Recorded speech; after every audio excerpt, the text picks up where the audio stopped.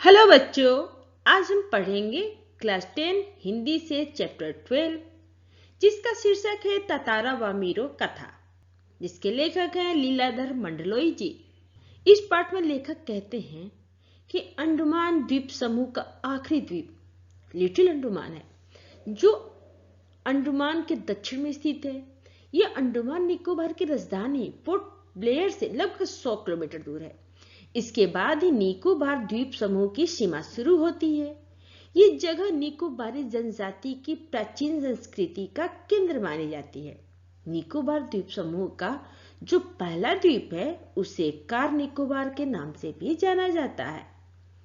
बच्चों, जो लिटिल अंडमान से लगभग 96 किलोमीटर दूरी है, निकोबार के निवासियों का मानना है कि पुराने समय में ये दोनों द्वीप एक ही थे। इनके अलग अलग होने के पीछे एक लोक कथा बताई जाती है, जिसका वर्णन आज भी वहां के लोग करते हैं।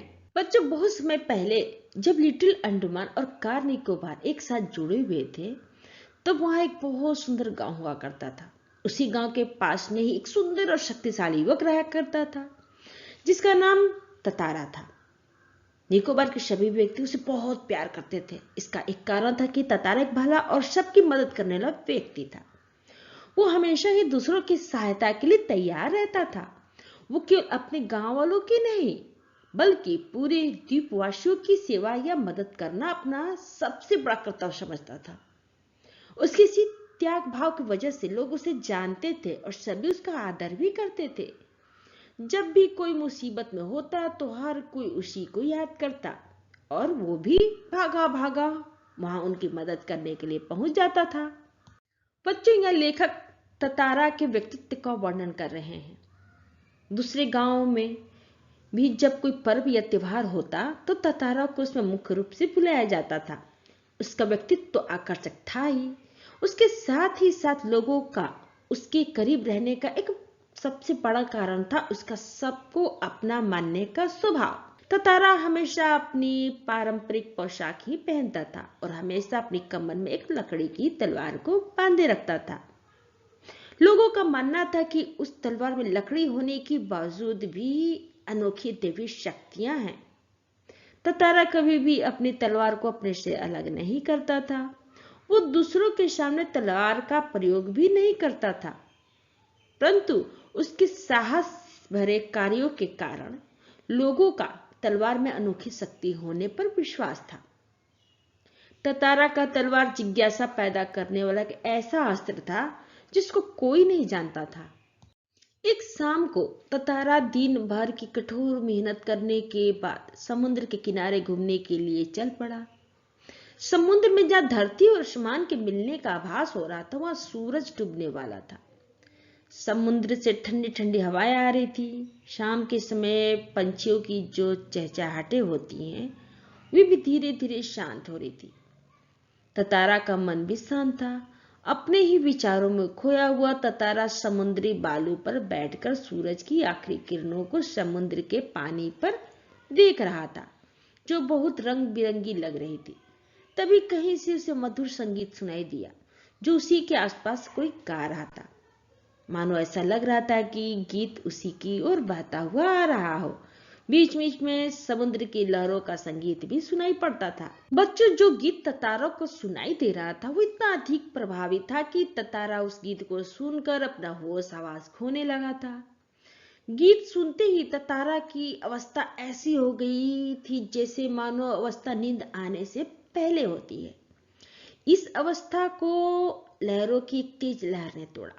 होश में आते ही ततारा उस दिशा में बढ़ने के लिए मजबूर हो गया जहां से वो गीत सुनाई दे रहा था। ततारा बेचैन मन से उस दिशा की ओर बढ़ता गया। आखिरकार ततारा की नजर एक युवती पर पड़ी। उस ढलती हुई शाम के सुंदर दृश्य को बिना किसी खबर के कि आसपास क्या हो रहा है, वो युवती एकटक नजर से समुद्र के ऊपर पड़ते हुए सूरज की किरणों के सुंदर रंगों को देखकर गाना गा रही थी। वो एक प्रेम भरा गीत था। उस युवती को यह पता नहीं था कि कोई युवक उसे बिना कुछ बोले बस देखता जा रहा है। उसी समय अचानक एक ऊंची लहर उठी और उसको भिगोकर चली गई।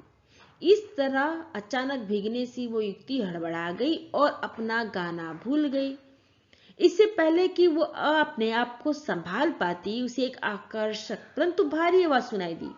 ततारा ने बहुत ही विनम्र तरीके से उस युक्ति से पूछा, तुमने अचानक इतना सुरीला और अच्छा गाना अधूरा ही क्यों छोड़ दिया? अपने सामने सुंदर युवक को देखकर वो युक्ति आश्चर्यचकित हो गई।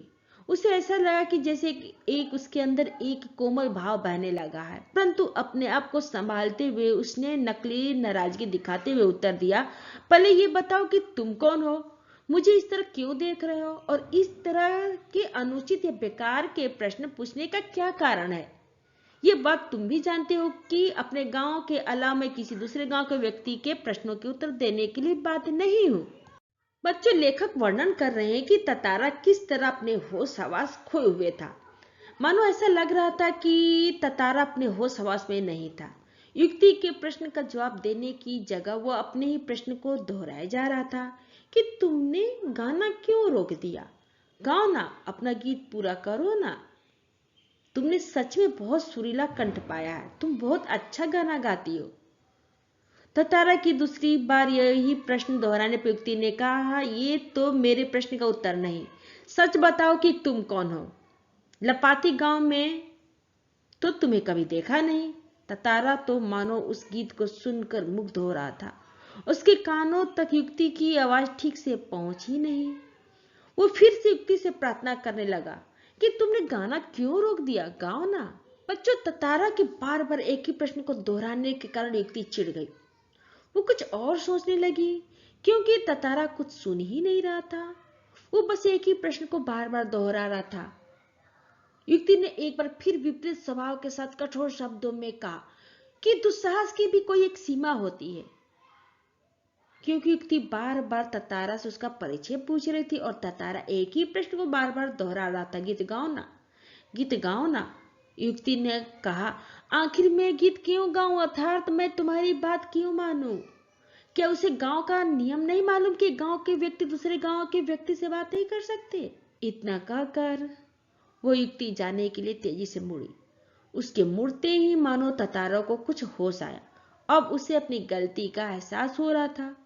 ततारा उस युक्ति के सामने चला गया और उसका रास्ता रोककर मानो उससे विनती करने लगा कि वो उसे माफ कर दे, क्योंकि जीवन में पहली बार वो इस तरह अस्थिर हुआ जहां उसे कोई होश ही नहीं रहा।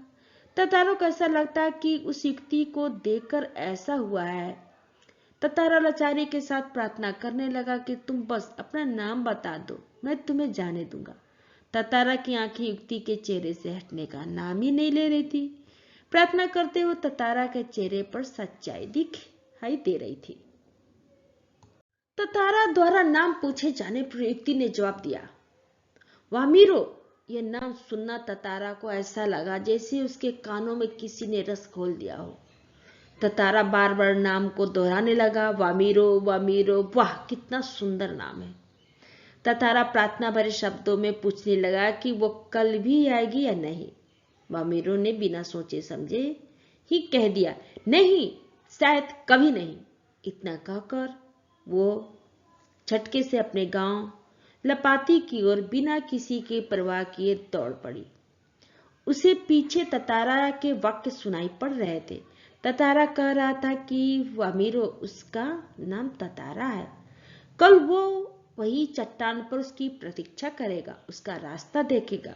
वो वामीरो को जरूर आने के लिए कहता। वामीरो बिना रुके भागती रही। ततारा उसे जाते हुए देखता ही रहा। जब वामीरो अपने घर पहुंची तो अपने अंदर कुछ बेचैनी का अनुभव करने लगी। उसके अंदर ततारा से पीछा छुड़ाने की जो खुशी थी वो झूठी थी। बौखलाहट में उसने दरवाजा बंद किया और अपने मन को ततारा की ओर जाने से रोकने के लिए किसी और दिशा में ले जाने की कोशिश की, परंतु बार बार कोशिश करने के बाद भी ततारा का प्रार्थना से भरा हुआ चेहरा उसकी आंखों के सामने आ जाता था। उसने ततारा के बारे में बहुत सी कहानियां सुनी थी। उसकी सोच में ततारा एक बहुत ही अधिक शक्तिशाली युवक था, परंतु वही ततारा जब वामीरो के सामने आया तो बिल्कुल अलग ही रूप में था। वो सुंदर और शक्तिशाली तो था ही, साथ ही साथ वो बहुत शांत, समझदार और सीधा साधा था। वो बिल्कुल वैसा ही था जैसा बामीरो अपने जीवन साथी के बारे में सोचती थी, परंतु दूसरे गांव के युवक के साथ उसका संबंध रीति रिवाज के विरुद्ध था। इसलिए बामीरो ने ततारा को भूल जाना ही समझदारी समझा, परंतु यह आसान नहीं लग रहा था, क्योंकि ततारा बार बार उसकी आंखों के सामने आ रहा था, जैसे वो बिना पलकों को झपकाए उसकी प्रतीक्षा कर रहा हो। ततारा और बामीरो दोनों ने दुखी मन से किसी तरह रात गुजारी। किसी तरह गर्मी से रहित ठंडा और बेकार सा दिन गुजरने लगा। दोनों को ही शाम का इंतजार था। ततारा के लिए तो मानो ये उसकी पूरी जिंदगी की पहली और अकेली प्रतीक्षा थी। उसके गहरे और शांत जीवन में ऐसा पहली बार हुआ था जब उसे बेचैनी से किसी का इंतजार था। वो आश्चर्यचकित तो था, परंतु साथ ही साथ उत्सुक भी था। वो दिन ढलने से बहुत पहले ही लपाती गांव की उस समुद्री चट्टान पर पहुंच गया था, जहां उसने बामीरो को आने के लिए कहा था। बामीरो के इंतजार में उसे हर एक पल बहुत अधिक लंबा लग रहा था। उसके अंदर एक शक भी पैदा हो गया था कि अगर बामीरो आई ही नहीं तो वो इस बारे में कुछ सोच नहीं पा रहा था।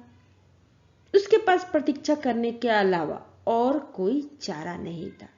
उसे सिर्फ उम्मीद की एक किरण नजर आ रही थी, और वो भी समय बीतने के साथ साथ समुद्र के शरीर पर जैसे किरणें डूब रही थी, उसी प्रकार कभी भी डूब सकती थी। ततारा बार बार लपाती गांव के रास्तों पर बामीरो के इंतजार में नजरें गाड़ कर खड़ा था। तभी अचानक नारियल के पेड़ों में से कोई एक आकृति सी दिखाई दी। वो आकृति जैसे जैसे नजदीक आ रही थी वैसे वैसे साफ दिखाई देने लगी। उसे देखते ही ततारा बहुत खुश हो गया, क्योंकि वो सचमुच बामीरो ही थी। ऐसा लग रहा था कि वो घबरा रही थी या डरी हुई थी। वो अपने आप को छुपाकर आगे बढ़ रही थी। बीच बीच में वो डर कर इधर उधर नजरें घुमा रही थी कि कहीं कोई उसे देख न ले। फिर तेज कदमों के साथ आकर ततारा के सामने आकर रुक गई। दोनों कुछ बोल नहीं रहे थे।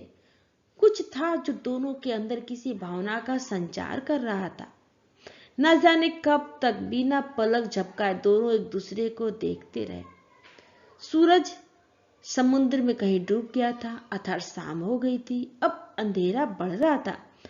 अचानक बामीरो को होश आया और वो अपने घर की ओर दौड़ पड़ी।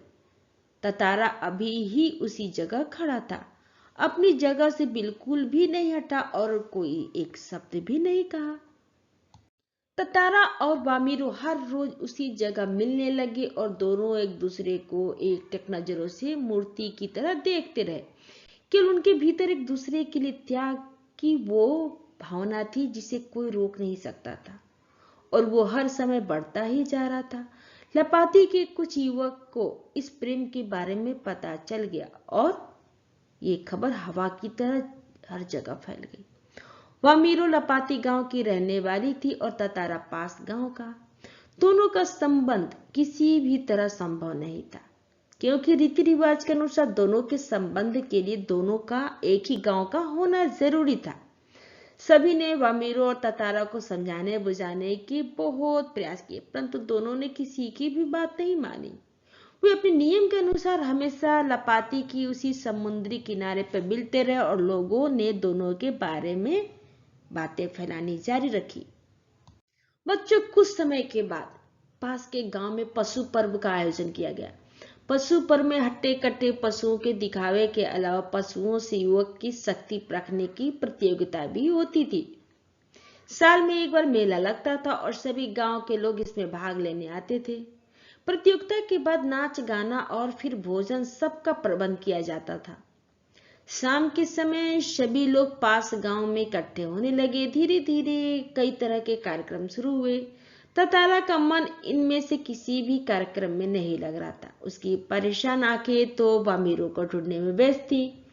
तभी उसे नारियल के पेड़ों के झुंड में से एक पेड़ के पीछे से कोई झांकता हुआ दिखाई दिया। उसने थोड़ा और पास में जाकर उसे पहचानने की कोशिश की तो वो बामीरो थी। जो डर के मारे किसी के भी सामने आने से परेशान हो रही थी। जब ततारा ने वामिरो को देखा तो उसकी आंखें नमी से भरी थी और उसके होंठ डर कर कांप रहे थे। ततारा को देखते ही वामिरो फूट फूट कर रोने लगी। ततारा इस तरह वामिरो को रोता देखकर भावुक हो गया। उसे समझ नहीं आ रहा था कि वो क्या बोले। वामिरो के रोने की आवाज लगातार बढ़ती जा रही थी। ततारा हक्का बक्का हो गया था। उसे समझ नहीं आ रहा था कि वो क्या करे। वामिरो के रोने की आवाज सुनकर वामिरो की माँ वहां आ गई और दोनों को एक साथ देखकर गुस्सा हो गई। उसे सभी गांव वाले के सामने अपमानित महसूस हो रहा था। इस बीच गांव के लोग भी वहां आ गए। वामिरो की माँ को और भी ज्यादा गुस्सा आ गया। उसने वामिरो को कई तरह से अपमानित करना शुरू कर दिया। गांव वाले भी ततारा के विरोध में बोलने लगे। लोगों की बातों को सुनना अब ततारा के लिए सहन कर पाना मुश्किल हो रहा था। वामिरो का रोना अब भी शांत नहीं हुआ था। अब ततारा भी गुस्से में आ गया। पहली बात पर तो उसे गुस्सा इस बात का था कि गांव की परंपराओं के कारण उसका और वामिरो का विवाह नहीं हो सकता था। दूसरा, इस समय वो कुछ नहीं कर पा रहा था। वामिरो का दुखी होना उसके गुस्से को और अधिक बड़ा कर रहा था। उसे समझ नहीं आ रहा था कि क्या करना चाहिए। अचानक उसका हाथ उसकी तलवार पर आकर टिक गया। गुस्से से उसने तलवार निकाली और कुछ सोचने लगा। उसका गुस्सा लगातार आग की तरह बढ़ता ही जा रहा था। लोगों में डर बैठ गया। हर जगह सन्नाटा छा गया। जब ततारा को कोई रास्ता दिखाई न दिया तो उसने अपने गुस्से को शांत करने के लिए अपनी पूरी शक्ति से तलवार को धरती में गाड़ दिया और अपनी पूरी ताकत से उसे खींचने लगा। वो पसीना पसीना हो गया। सभी डरे हुए थे कि अब क्या होगा। यह लेखक ने ततारा के क्रोध का वर्णन किया। ततारा ने जो तलवार गुस्से से धरती में गाड़ दी थी, वो तलवार को अपनी ओर खींचता हुआ बहुत दूर तक पहुंच गया था। अब वो थक कर हाँफ रहा था। अचानक जहां एक ततारा ने लकीर खींच ली थी वहां पर दरार होने लगी।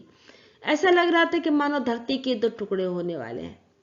एक गर्जन सी होने लगी और जो लकीर ततारा ने खींची थी उस लकीर की सीध में धरती फटती जा रही थी। ऐसा लग रहा था कि ततारा द्वीप को क्रोध में काटता जा रहा था। सभी लोग डर कर कांपने लगे। किसी ने भी ये नहीं सोचा कि इस तरह कुछ होगा। वे सभी लोग सहम गए। उधर वामिरो फटती हुई धरती के किनारे चीखते हुए दौड़ रही थी। ततारा ततारा ततारा, परंतु उसकी ये चीख मानो उस गर्जना में कहीं खो गई। अथर ततारा को उसकी चीखें सुनाई नहीं दी। बच्चों, जब धरती दो टुकड़ों में बंटने लगी तो सबसे बड़ी बदकिस्मती ये थी कि ततारा दूसरी तरफ था। जब ततारा द्वीप के आखिरी सिरे तक धरती को चीरता हुआ पहुंचा तब वो द्वीप के दो टुकड़े हो चुके थे। ततारा द्वीप के एक ओर था और वामिरो दूसरी ओर। ततारा को जैसे ही होश आया उसने देखा कि द्वीप के जिस और वो है वो टुकड़ा समुद्र में धंसने लगा है।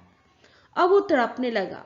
वो छलांग लगाकर दूसरी ओर जाना चाहता था, परंतु उसकी पकड़ ढीली पड़ गई और वो नीचे की ओर फिसलने लगा। वो लगातार समुद्र की तरफ फिसल रहा था।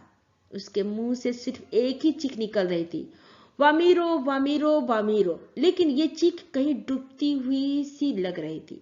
उधर वामिरो भी लगातार ततारा को पुकारती जा रही थी।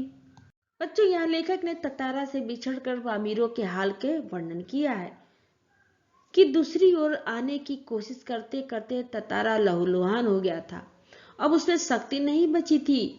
वो बेहोश होने लगा था और थोड़ी देर बाद उसे कोई होश नहीं रहा। अब वो उसे कटे हुए द्वीप की उस आखिरी भूभाग पर बेहोश पड़ा हुआ था जो संयोगवश उस द्वीप से जुड़ा हुआ था। बहुत हुआ, ततारा कहाँ गया, इसके बाद उसका क्या हुआ ये कोई नहीं जान सका। इधर वामिरो ततारा से अलग होने के कारण पागल हो गई। वो हर समय बस ततारा को ही खोजती रहती और उसी जगह आकर घंटों बैठी रहती जहां वो ततारा से मिलने आया करती थी। उसने खाना पीना छोड़ दिया था। परिवार से वो कहीं अलग हो गई। लोगों ने उसे ढूंढने की बहुत कोशिश की, परंतु अब वामिरो का भी कोई सुराग नहीं मिला कि वो कहाँ गई। बच्चों, आज ना तो ततारा है और ना ही वामिरो, परंतु फिर भी आज उनकी प्रेम कथा हर घर में सुनाई जाती है।